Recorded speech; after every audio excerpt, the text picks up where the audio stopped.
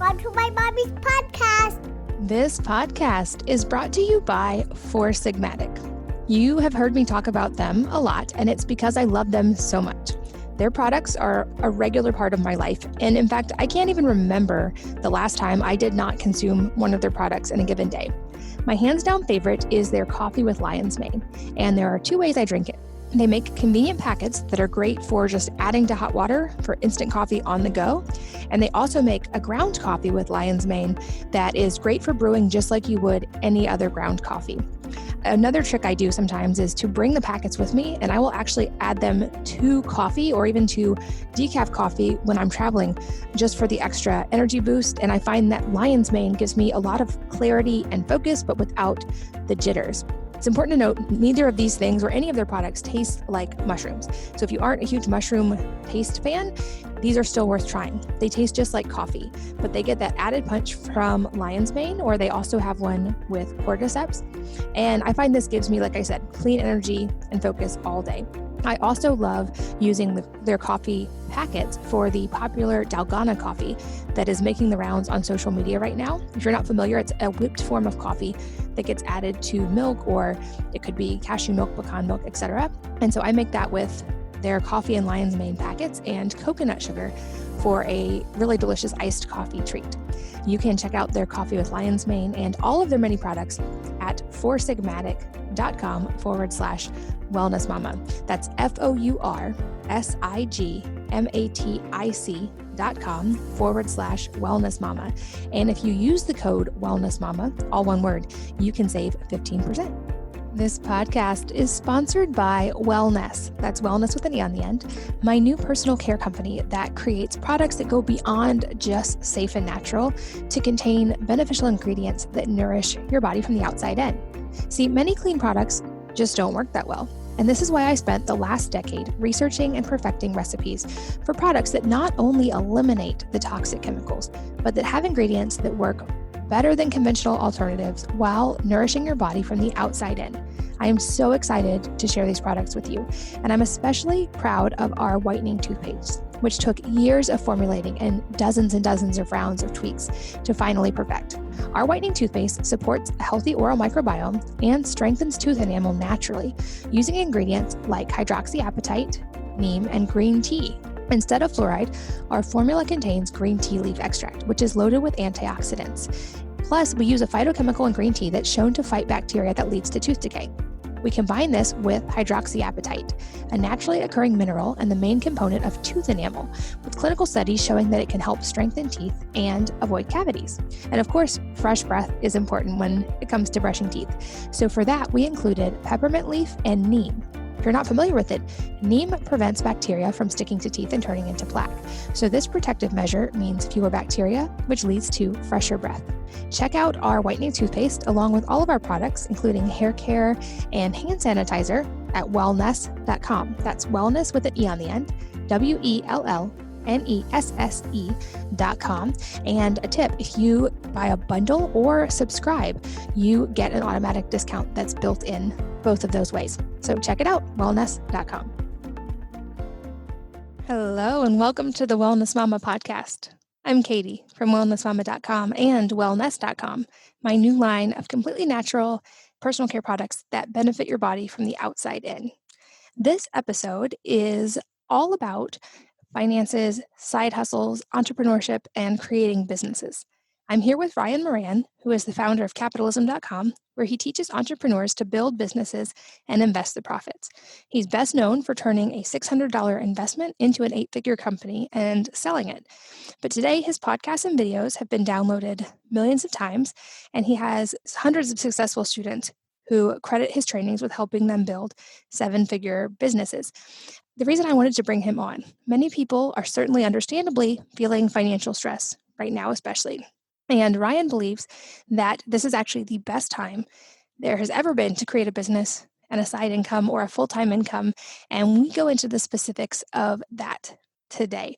I hope that you will enjoy this episode as much as I did. So without further ado, let's jump in. Ryan, welcome. Thanks for being here. Katie, thanks so much for having me. I've been excited to chat with you. I am excited to chat with you too, because I talk a lot about health on this podcast and other topics like parenting and homeschooling, but I haven't really covered the financial side very much. And just before we started recording, you and I chatted about how that is very much a part of health when it comes to realizing that financial stress can cause stress that bleeds over into other areas of life. And the reason I'm so excited to have you on specifically is that I know that you have a very, I would say, positive and action oriented approach to finances that I think could really help a lot of people right now, as some people feel a lot of uncertainty with everything going on in the world and potentially changes in family finances or job security and all those kind of things. So I think the time could not be better to bring this topic on, and I'm so glad to have you on. Well, I've been excited to chat with you because it feels like the world has kind of come your/our way. I mean, it seems like the homeschooling approach is about to be normalized because people are looking for alternative schools at this point. We're more aware of our health than ever before, and all of the junk that we have kept in the system has to be flushed out in order for us to get through this.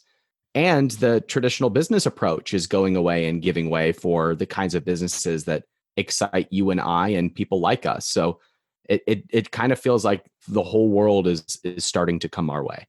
I agree completely. It's actually sent me into a lot of work recently because for the past 10 years, I've been developing a curriculum for my own kids that started with the idea when our first was getting ready to enter school age. We looked at, should we homeschool? Should we send him to school? And to answer that question, we had to kind of step back and say, well, which of those options best prepares him for life? And we realized that of that, none of the current options actually best prepared him for the future that he would likely have in this very technological world. So I built a curriculum from the ground up that kind of rethought all of those questions about education of what if they didn't need to sit still for 8 hours? What if that wasn't a variable? What if books aren't the only / best way to learn? How can we best prepare our kids from a skills up perspective versus a knowledge down perspective? And I built this whole curriculum that I thought, okay, in like 10 years, maybe people will be more on board with virtual and I'll turn it into an actual curriculum and share with other families. And then everything hit over the last 6 months and I went, oh, okay, the time is now. Virtual is now accepted. I need to get this out to other families. So I have been, heads down working on that because I'm so passionate about it. But I think you're right. I think it's all often in life, our lens and our filter of how we look at things. And to your point, things have potentially maybe never been better when we look at things through that lens. So you always take a very optimistic approach to business and finance. Can you explain to the audience why you still feel like this is one of the best times in history ever to start a business or for financially? 100%. Absolutely. So the world is kind of stacked in our favor right now if you're looking to take a non-traditional path in education, a non-traditional path in business, a non-traditional path in to carve out your own way is now accessible in all areas of life. My specialty has been in business, but it's the case in all areas of life. But if we look at business and finances specifically, I always bet on things expanding. The stock market is going to continue to hit new highs over time. There's going to continue to be new inventions, new technologies. There's going to continue to be new opportunities. There's going to continue to be more money in the system than there was 25 years ago, or there'll be more money 25 years from now than there will be today. So a fun story that I like to tell is my dad used to joke when I was a kid that I was going to be the world's first trillionaire. He was joking because that amount of money didn't even really exist. And now, just recently, the biggest company in the world, Apple, crossed $2 trillion in market cap. That's an absurd amount of money. Now, we could either bemoan the fact that the world has changed and someone has expanded that much, or we could simply recognize that the universe expands, economies expand, and if you want to succeed, you bet on things expanding. And so right now, we're in this interesting time where we're having this great reset, but things are always going to continue to expand. And so if we look 5, 10, 25 years out, the repercussions of where we are right now, there's all kinds of beautiful opportunities that are being set up right now. So one of the opportunities, and Katie, you're such a great example of this, is the ability to build an audience around your passions or around whatever it is that excites you.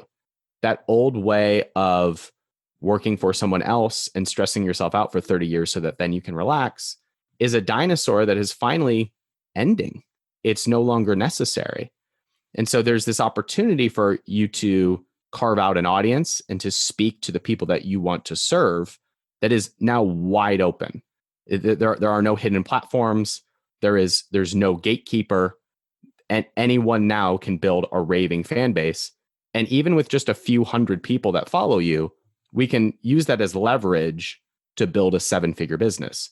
And I can kind of walk through the stages of how that looks.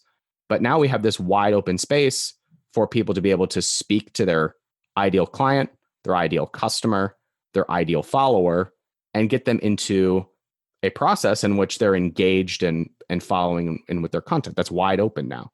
We now have also, for the first time, I never thought I would see this again, but we now have cheaper ad costs. With this great reset, we've had a lot of the big players exit the space in the sense that they're no longer advertising on some of the big platforms. So it's now actually cheaper to advertise products, services, and content than it was just 12 months ago. And there's more inventory too, meaning there's more places to advertise than there's ever been. And then the third thing that has happened is that with retail really struggling right now, it's giving way for more smaller brands to get a foothold and to capture market share. So my favorite example of this is our buddy Mark Sisson. Mark it started as a small blog. It grew an audience over time. It's not like it was anything complex. He did a lot with the written word, and he had that then recorded into podcasts, and he built a loyal following as a result. And then he started Primal Kitchen, which got a life of its own. 1, 2, skip a few, 99. He sells it for a tremendous exit. And the man was in his 60s. So it's not like you need to be a young tech entrepreneur to be able to do this. This was someone who started somewhat later in life and had an unbelievable exit. And we could debate the ethics of it being bought by Heinz, but the truth is that the big brands are now paying attention to small people like you and me who have audiences that are loyal and that want to support new products and services. Another great example of this would be Dave Asprey. Dave Asprey has a blog and a podcast. Who was talking about moldy coffee 10 years ago? Only one person. There was no market for it. He just started talking about it, built a loyal following, started launching products, has raised some money, and now has this company that is known all over the world. And so we see this happening more and more where small bloggers, podcasters, Instagram influencers can have an impact on what we do as a culture and the products that we buy and that we sell. And so if you have an interest, a hobby, or something that lights you up, there are now more opportunities to get exposure. There are more places to have products made. It's faster to take things to market, and there's cheaper advertising. So we just have this beautiful petri dish for us to play in, to where I believe that right now is the best time ever to be an entrepreneur, to start something new, and that once again, the world has started to come our way.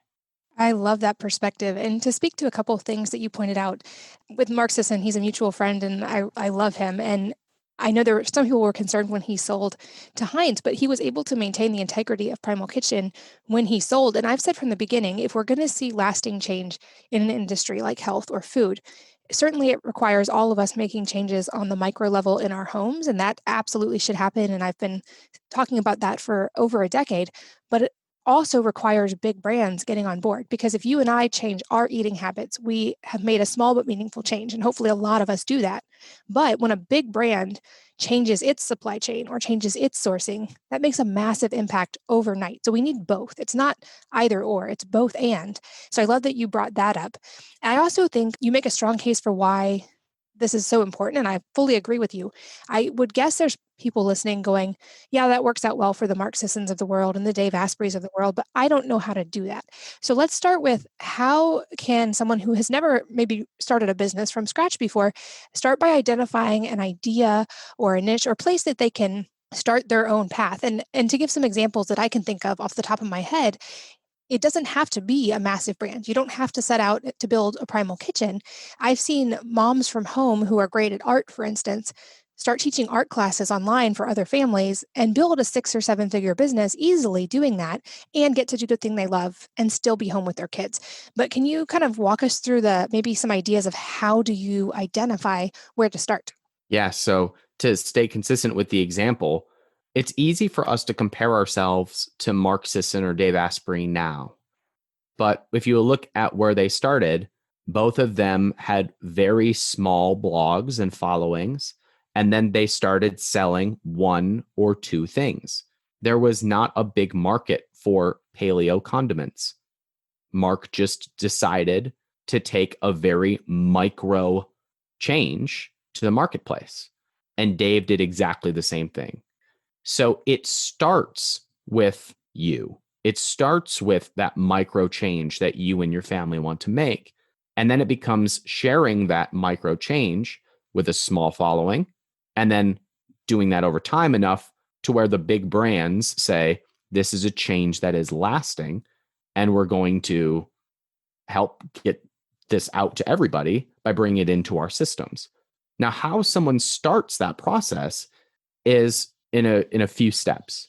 The first is recognizing that $1 million business is simply 4 products that sell 25 sales a day. That's 100 sales a day at a $30 price point. So 100 sales a day, 4 products, 25 sales a day at a $30 price point is $3,000 a day, which is about 1.085 something million dollars a year. Now that's top line revenue, but that's enough of a business to be a full-time entrepreneur and for something to be scalable and possibly sellable. So how do you identify those first 4 products that you're going to sell and get to 25 sales a day and then have $1 million business? Well, my favorite way to do this is by identifying one person who is starting a new journey. So if we're identifying the person who is going on the journey of losing weight, can we identify 4 to 8 products that somebody will buy when they're going on the journey to lose weight? They're probably going to buy protein drinks and workout bands and maybe a at-home workout equipment and sweatbands. And depending on what diet they're going after, they're going to buy certain products or different supplements or certain foods. So can we deepen a list of at least 4 to 8 products that somebody will buy at the beginning of a new journey? In the same light, we would look at somebody who's trying to get fit, or someone who is homeschooling their kids, or someone who is retiring and going into the golden years of their life. Can we make a list of a few things that that person buys when they're going into that new journey? The example that I like to give is, before I was a father, I gave zero attention to strollers. They were this annoying thing that those people carried around and pushed up the ramp instead of taking the little stair. You don't give any attention to them if you're not a parent. But once you become a parent, strollers are the most interesting thing. You're like, oh, this one has an amazing turning radius. Look how this one folds up. These are things I never thought of when I didn't have any kids. But I went on a new journey, the journey of becoming a father. And I buy things like diapers and strollers and baby clothes and all kinds of stuff that I did not know existed that now my house is filled with.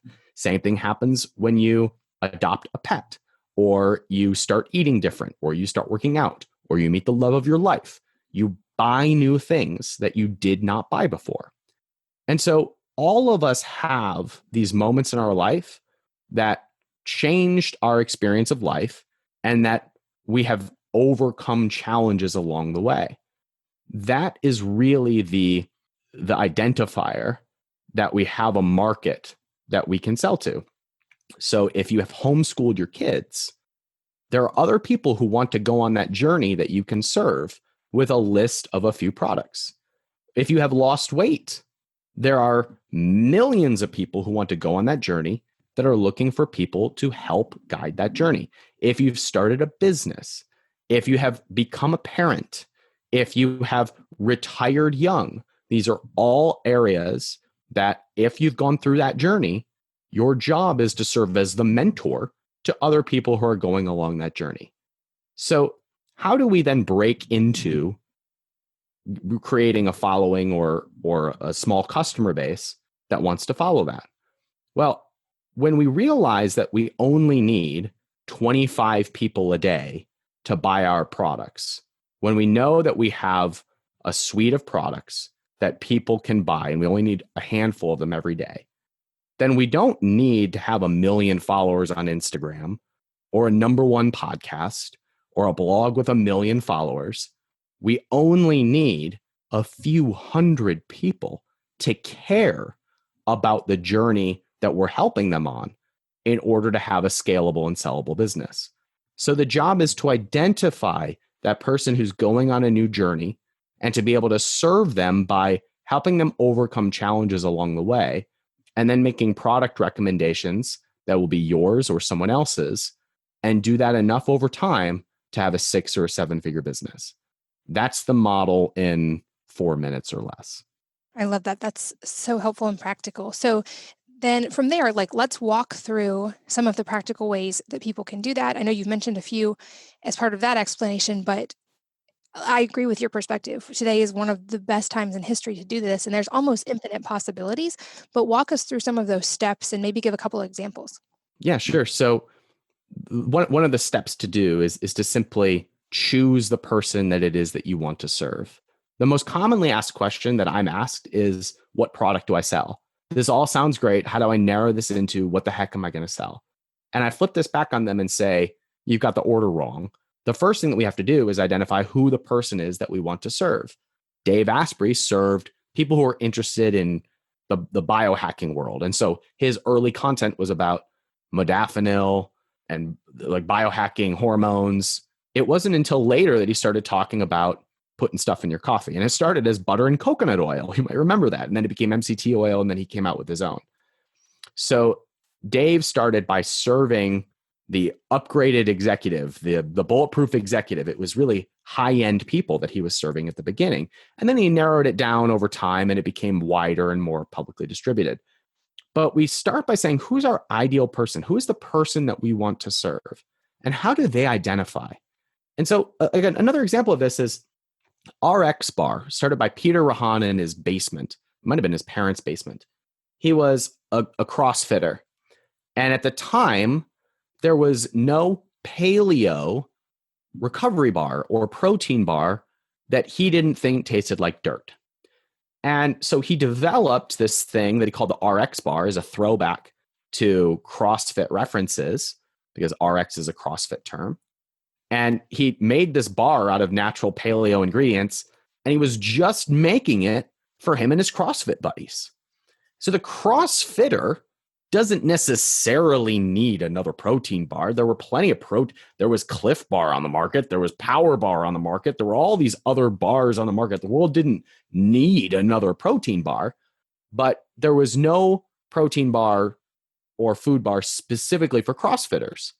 And so Peter makes this bar and he starts distributing it out to his CrossFit buddies. And then he starts selling it. And he starts selling more, and there's more demand, and it becomes a business. 4 years later, he's had such a foothold in the marketplace that Kellogg's buys that company for $600 million. So it starts by identifying probably a smaller group of people than most people think about. Once again, Dave Asprey was not targeting the paleo or keto crowd. He was targeting executives who wanted to perform better. And he started talking about some cutting edge or weird stuff. One of those weird things was he puts butter in his coffee. And that became the beginning of bulletproof coffee. And so we're always looking at the person that we want to serve. And we can practice by just speaking to that ideal avatar in written, spoken word, or video content. And by going in on every follower, by being accessible to everyone who is following our content, and then listening to where they are in that customer journey. What are they trying to accomplish? Where are they dissatisfied in the marketplace? What are you doing that they find most interesting? And then we zoom in on creating the solution to exactly that. And Katie, it always starts really small. one of the biggest mistakes I see entrepreneurs make is they try to come out of the gate guns a-blazing. They try to go to that 100 sales a day right away. But I titled my book 12 months to 1 million because it takes a full 12 months to hit that 100 sales a day mark. And that starts with the first product taking one sale. In fact, I was working with a student a couple weeks ago, and this person was feeling really frustrated that their product was only doing like 3 or 5 sales a day. And she had just launched it, and she wasn't getting the type of momentum that she really wanted. And she has a blog, she has a following, and it serves moms. And she had this supplement to help people, to help nursing moms produce the right gut bacteria to help their infants. And she was feeling frustrated over not going from 5 sales a day to 100 sales a day. And so my job is to get her to slow down and say, okay, do you have any customer testimonials of how much that your products help them? She's like, yes, so many of them. Everyone who buys it loves it. Okay, how many of those pieces of feedback are you posting on Instagram or emailing to your list or uploading to your Amazon checkout page? And she said 0. Okay, great. So let's start there. And that's how we start to turn the dial from a product that we're proud of to taking a few sales a day to then scaling to 25 sales a day and repeating that process over and over again. Katie, would it be okay if I kind of walked through the 3 stages to the million and gave kind of the full layout of going from 0 to $1 million business? Would that be okay? Absolutely. And I'm going to take notes, and I'll circle back with some specific questions after you do that. Okay, great. So I break the 12-month journey into 3 stages, and they're each 4-month stages. So 3 4-month stages for a 12-month process. And remember, the goal is to have 4 products that sell 25 sales a day at a $30 price point, which is thus $1 million business. So the first stage I call the grind. The grind is those first 4 months where you're just making hard decisions. The decisions are things like, what product am I going to sell? Who is my person that I'm targeting? How am I going to fund this thing? What am I going to call it? And we want to make those decisions as quickly as possible, even if they're messy, because the goal of those first 4 months is to take one sale. That's all. We don't have to come out of the gate at $1 million business. In 4 months, our only job is to sell one product. That's it. So we answer those questions as quickly as we can so that we can take one sale at the end of 4 months. That opens up the next stage, which I call the growth. The growth is going from one sale to 25 sales a day on that first product. So the way that we do that is by screenshotting every review we get on our products. It's by replying to every comment. It's by getting on the phone with the customer when we have to. It's by going on other podcasts or writing blog posts in order to get the word out about our product. And doing those micro, unscalable things to go from one sale to 25 sales a day. And it happens very slowly until it hits kind of an exponential growth curve. And that 25 sales a day mark is when we really start to hit that curve. So again, we are in this growth period where we are saying yes to every opportunity in order to spread the word and go from one sale to 25 sales a day.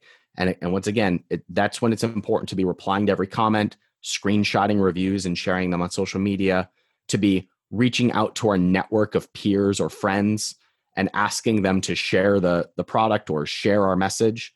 That's when we are really stoking the fire. And then the third stage is what I call the gold.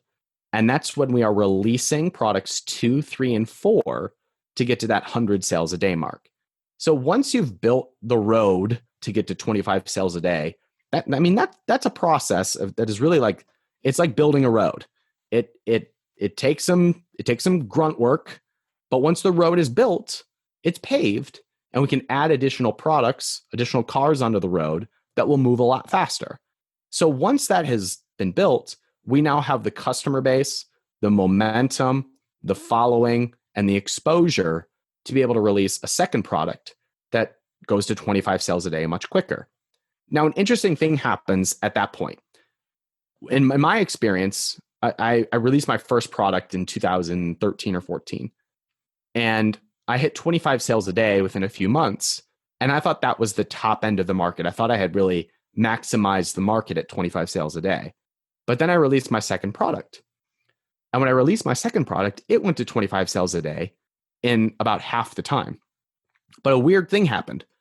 When that hit 25 sales a day, my first product jumped from 25 sales a day to 50 sales a day. I went, what's happening here? Now, what was happening was, you now had repeat customers. You had people who found the first product and came back and bought the second, and vice versa. You had subscribe and save kicking in on Amazon. You had more people picking up the product and talking about it. And so there was an exponential effect that happened. And at the peak of that business, I later sold that business, but at its peak, that product that I thought had maxed out at 25 sales a day was doing 300 sales a day. So where I thought I had captured as much of the market as existed, I was actually building the market. I was making the pie bigger. And so what happens is when you hit that 25 sales a day mark and you release product 2 and 3, the pie gets much bigger. And all of a sudden getting to 100 sales a day becomes much faster and easier. And it can happen a few months after that. So again, that first stage, the grind, is just about making those decisions that we need to make in order to get that first sale. The second 4 months is about getting that sales machine to get to 25 sales a day. And then that third stage, the gold, is when we release additional products so that we've got 4 products doing at least 25 sales a day at a $30 price point. And that's when we have $1 million business. When you demystify it that way, you realize this is going to take a year. It's going to take some effort, but it's not complicated and mysterious when you break it down into that simple formula. And once again, to kind of bring it full circle, we live in a time in which there's more consumption of online content than ever before. Ad costs have fallen, and big brands are hungry for these small micro brands like we like to build. And as a result, the world has kind of stacked the deck for people to go through this process and to build these types of companies. I'm so glad that you brought up multiple times about the reviews and paying attention to the customer feedback. I think that is often an overlooked part of this, especially like you said, when people just want to go from 0 to 60 overnight. And that was, I think, a huge key for me as well in building Wellness Mama was for those first years. And even now, I still read every piece of customer feedback. But for those first years, I personally responded to every single person. And I knew my top 1,000 readers by name. Like I actually cared about these people. I knew about their families.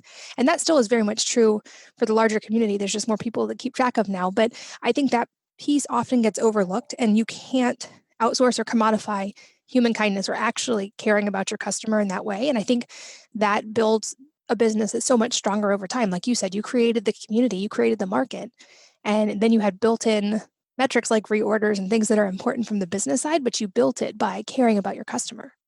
That's right. You know, it's funny you say that because there was someone who posted in our community yesterday. They had built a Facebook group of 13,000 people in about 6 months.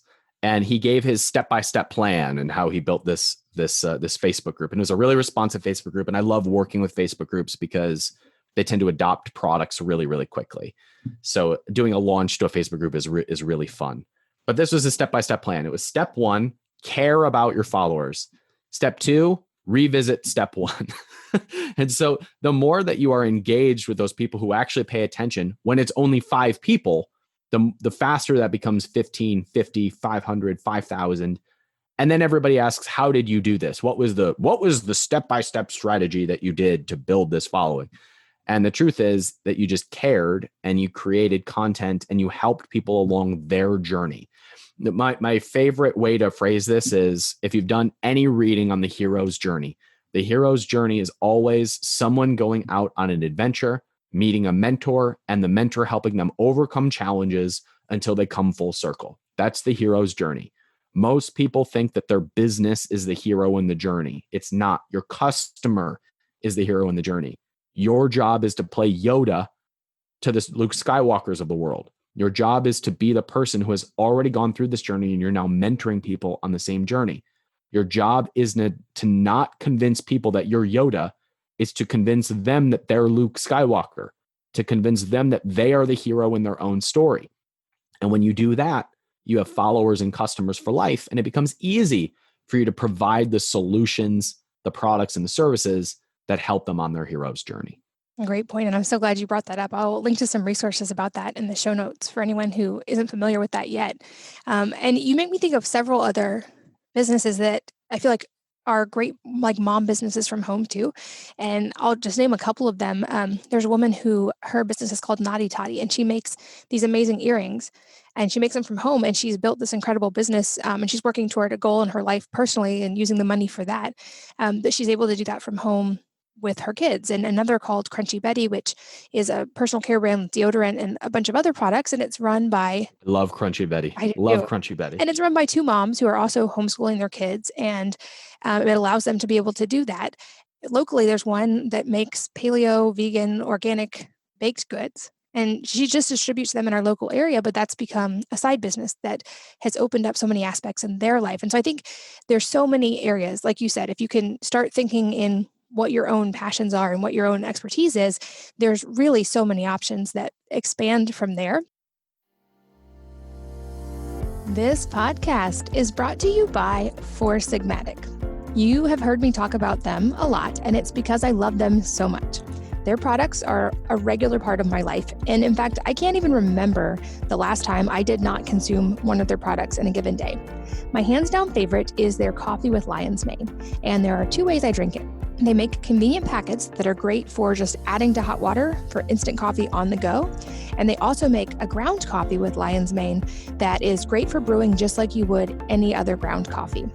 Another trick I do sometimes is to bring the packets with me, and I will actually add them to coffee or even to decaf coffee when I'm traveling just for the extra energy boost. And I find that lion's mane gives me a lot of clarity and focus, but without the jitters. It's important to note neither of these things or any of their products taste like mushrooms. So if you aren't a huge mushroom taste fan, these are still worth trying. They taste just like coffee, but they get that added punch from lion's mane, or they also have one with cordyceps. And I find this gives me, like I said, clean energy and focus all day. I also love using their coffee packets for the popular Dalgona coffee that is making the rounds on social media right now. If you're not familiar, it's a whipped form of coffee that gets added to milk, or it could be cashew milk, pecan milk, etc. And so I make that with their coffee and lion's mane packets and coconut sugar for a really delicious iced coffee treat. You can check out their coffee with lion's mane and all of their many products at foursigmatic.com/wellness mama. That's foursigmatic.com/wellness mama. And if you use the code wellness mama, all one word, you can save 15%. This podcast is sponsored by Wellness. That's wellness with an E on the end. My new personal care company that creates products that go beyond just safe and natural to contain beneficial ingredients that nourish your body from the outside in.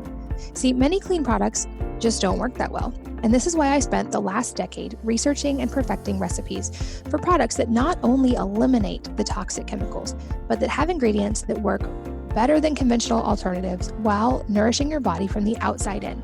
I am so excited to share these products with you, and I'm especially proud of our whitening toothpaste, which took years of formulating and dozens of rounds of tweaks to finally perfect. Our whitening toothpaste supports a healthy oral microbiome and strengthens tooth enamel naturally using ingredients like hydroxyapatite, neem, and green tea. Instead of fluoride, our formula contains green tea leaf extract, which is loaded with antioxidants. Plus, we use a phytochemical in green tea that's shown to fight bacteria that leads to tooth decay. We combine this with hydroxyapatite, a naturally occurring mineral and the main component of tooth enamel, with clinical studies showing that it can help strengthen teeth and avoid cavities. And of course, fresh breath is important when it comes to brushing teeth. So for that, we included peppermint leaf and neem. If you're not familiar with it, neem prevents bacteria from sticking to teeth and turning into plaque. So this protective measure means fewer bacteria, which leads to fresher breath.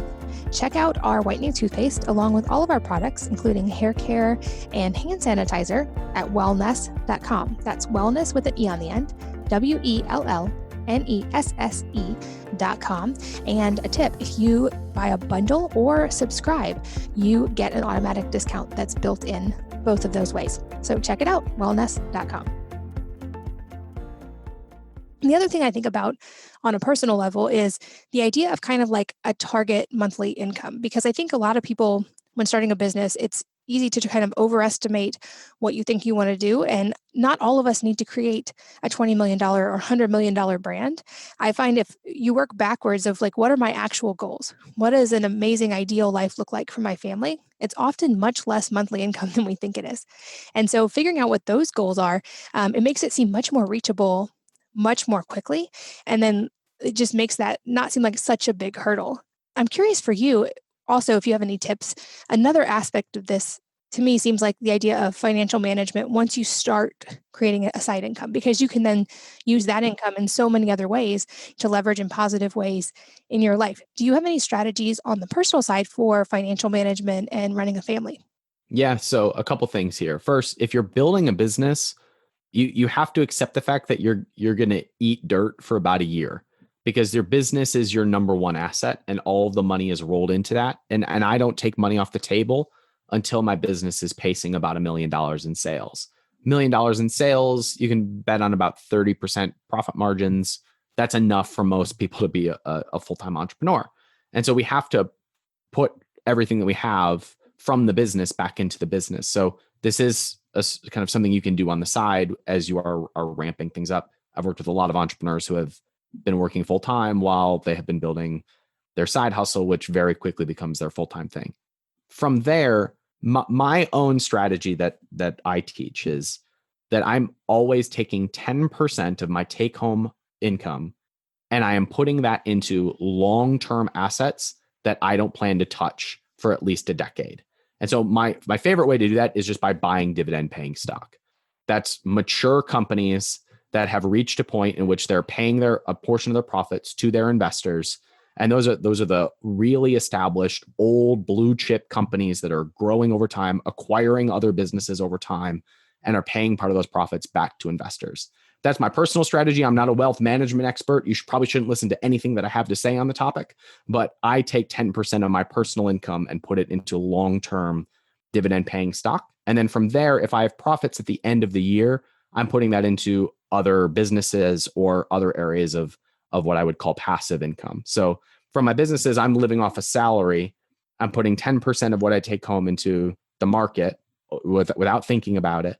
And then I'm taking the profits of my business and I'm putting it into other assets, other cash flow pieces. So we can go into the weeds of that if you would like, but I would also there's a ton of podcasts and books out there that could probably do a deeper job of it that we could go into here. I agree. And I'll link to a few of my favorites in the show notes. And if you have any favorites, let me know. It can be after this, and I'll link to those as well. Another area I know you have specific expertise is when it comes to Amazon business or Amazon side businesses. And this is an area where I feel like this is also easier in some ways than it's ever been before. And I know several people who have Amazon based businesses. Can you give us some specifics on that and a starting point of even learning about those kind of businesses? So I have a big distinction here that is a little bit different than a lot of people who talk about what I talk about. And that's I don't believe in Amazon businesses. I believe in building businesses that take their sales on Amazon. And the difference of that is monumental. So when someone tells you that they have an Amazon business or they teach people to build Amazon businesses, I cringe, because that means that we're not building our own business. We're building Amazon's business and we're siphoning off of the pie that is Amazon. I instead like to build businesses that have products that people love. And then I start them by taking the sale on Amazon, because Amazon is just the easiest way to take the sale because the credit card's already on there. Amazon does billions and billions and billions of dollars in sales per day. And it's just an ease of transaction. It's what's best for the customer. And so I have a big distinction in I start my businesses by saying, who is the ideal person that I'm serving? And then what products do they buy? How do I go all in on them? How do I make their customer journey as amazing as possible? How do I serve the person rather than sell them a product? And most of the time, the best way to serve them is by taking the order on Amazon, because most people prefer having their transactions done on Amazon as of right now and probably for the next decade. And so Some people will come out and say, all right, I'm looking at the Amazon marketplace. What's a good product to sell on Amazon? That's not my approach. It's not the approach that I like. I don't think that is a scalable, sellable business. Amazon is the best place in the world to take a sale. It's the best place in the world to build your customer base because your customers already prefer it. In fact, during the height of quarantine of 2020, even Walmart shoppers were starting to move over to Walmart.com and Amazon.com. That is a sign. That's like full market saturation. That is full market maturation when the Walmart customer is now no longer going into retail stores, but they're buying online. So the customer prefers the ease of consumption from Amazon. But I'm never starting the conversation by saying, what is a good product to sell? I'm looking at, okay, who is my customer and how do I serve them on their journey? What is the challenge that they want to overcome? And how do I create an experience that really lights them up and helps them overcome the challenge that is preventing them from being the hero in their own story? And so an example of this is if we're targeting moms, then we're looking at how do we build a product base of products that are going to serve the new mom in a way that makes them feel seen and heard and purposeful and honors the journey that they're on. And part of that is going to be, let's take the sale on Amazon, because it's the fastest way that we can get the product into their hands. But never for a second do I forget that my job is to serve the customer and build a brand. Because the minute you do that, then you're just another Amazon business. And that's when I think people start to struggle.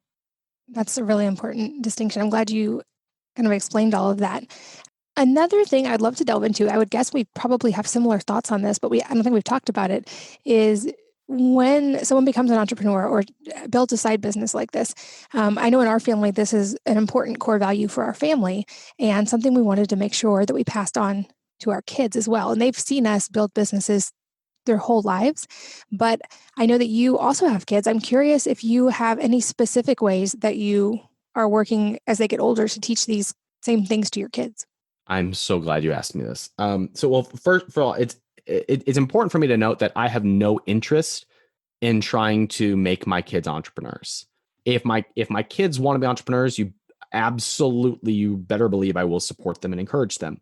But I have zero interest in trying to persuade my kids to be entrepreneurs. I went to college thinking I was going to be a pastor, and I had a professor, to her credit, her name was Dr. Constance Cherry.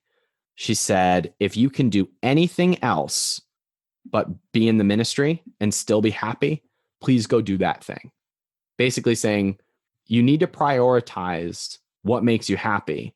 And if the ministry is not that, please go do that other thing, because it's a hard life being in the ministry if you're not called into it. And similarly, it's just a hard life trying to make yourself do something that you don't want to do. I feel the same way about being an entrepreneur.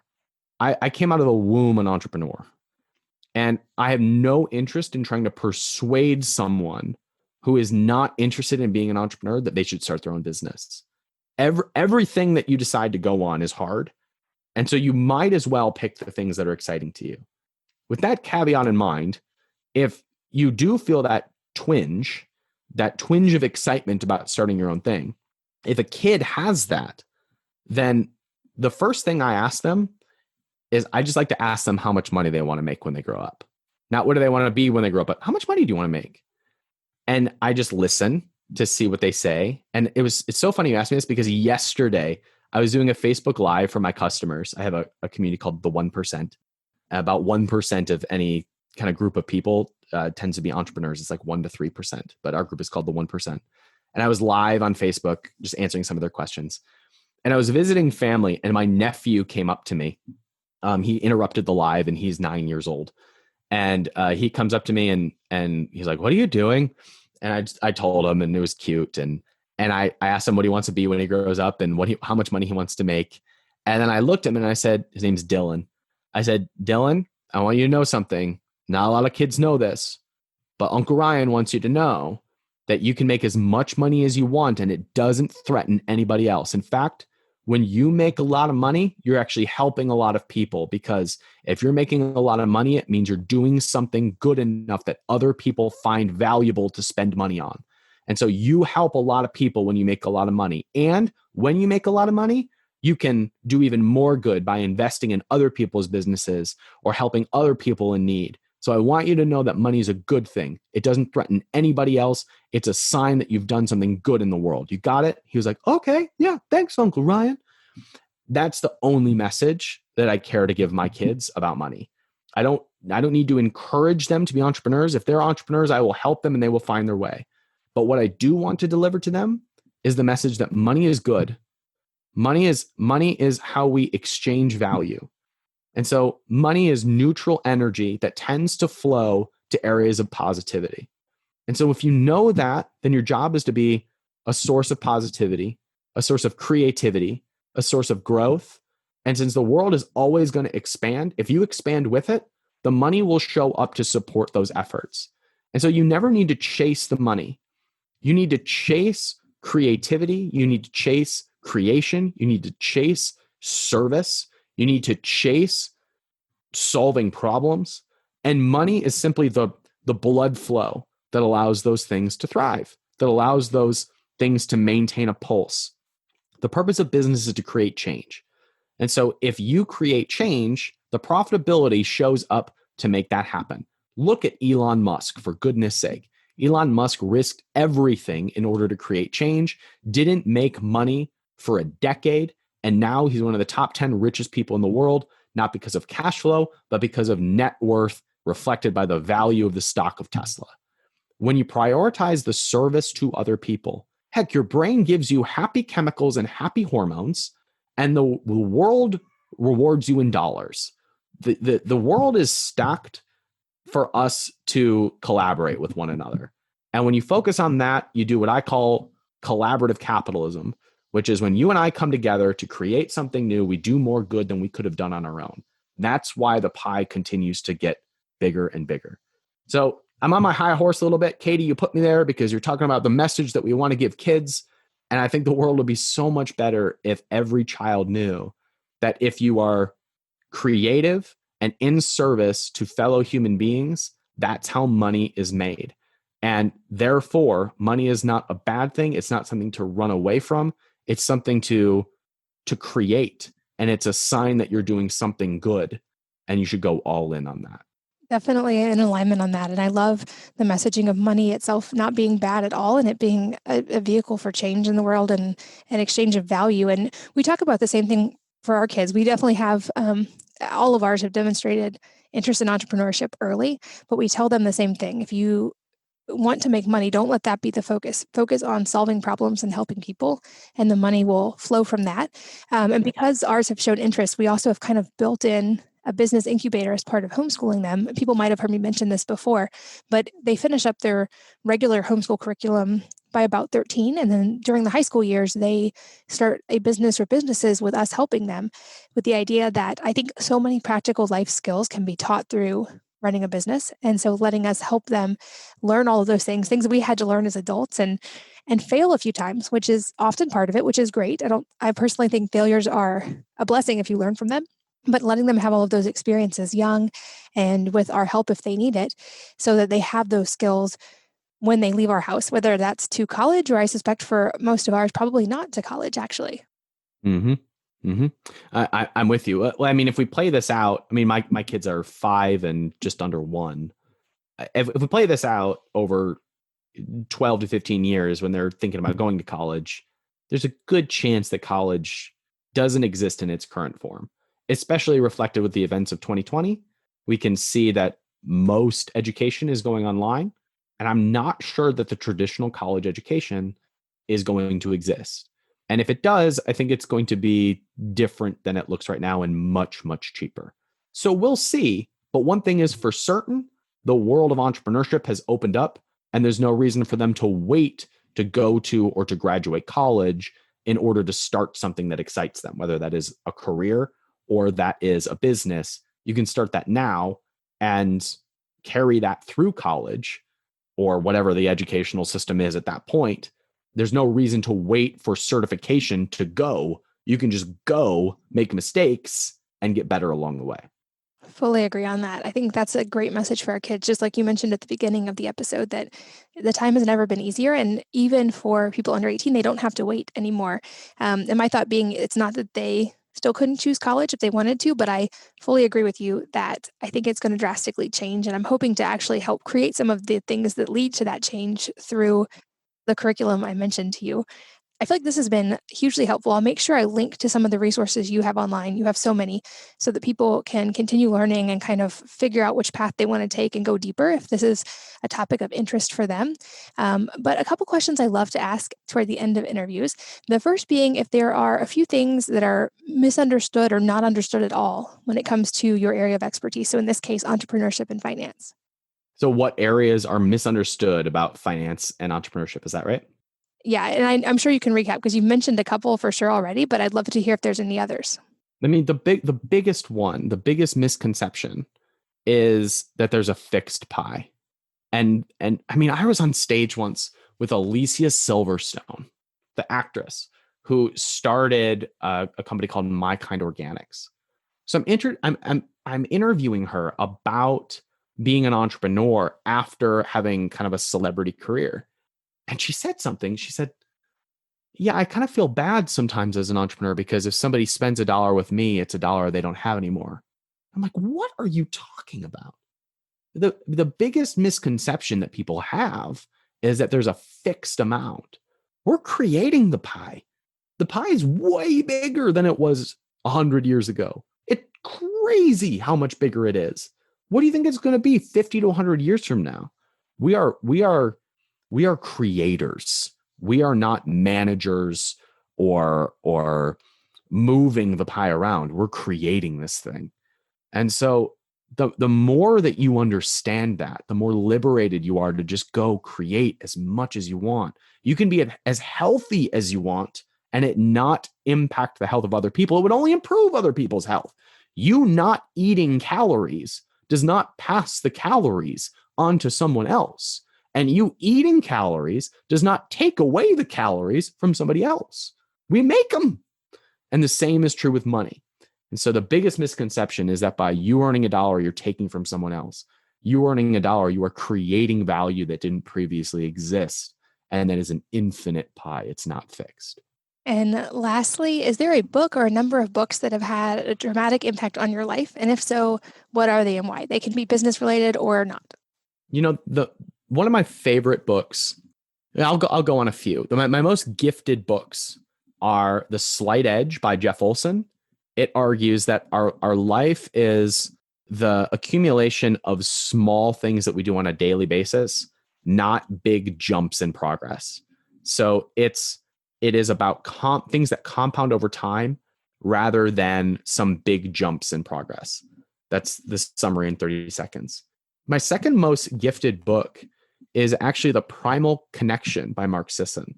So a lot of people know about his best-selling books, but one of the ones that didn't perform all that well and doesn't have a lot of attention was The Primal Connection. And it was about our connection to nature beyond just food. And it's like, to me, the entrepreneurial handbook to being balanced and healthy. So that's my second most gifted book. My third most gifted book is called Straight Line Leadership. And it's by somebody's name who I cannot pronounce. I'm not going to try to. It's hard to find, but the Kindle version is available on Amazon. It's called Straight Line Leadership. And just every chapter in there is just clarifying for where you're going in your life. So those are my three most gifted books. I love it. I will make sure those are linked in the show notes at wellnessmama.fm, along with ways to find and keep learning from you. Ryan, I know how busy life can be as an entrepreneur, and I'm really grateful for you spending time today and sharing with us. Well, thank you so much. And I must say that working with health influencers is my favorite thing to do. I just love the health and wellness space. And so if you've got a blog or a podcast or a following, please DM me. I'm at Ryan Daniel Moran on Instagram, and I'd love to give you a couple tips that would help you make the change that you want to see in the world. Awesome. Thank you so much, Ryan. And thanks, as always, to all of you for listening, for sharing your most valuable asset, your time, with both of us today. We're so grateful that you did. And I hope that you will join me again on the next episode of the Wellness Mama podcast. If you're enjoying these interviews, would you please take 2 minutes to leave a rating or review on iTunes for me? Doing this helps more people to find the podcast, which means even more moms and families can benefit from the information. I really appreciate your time, and thanks as always for listening.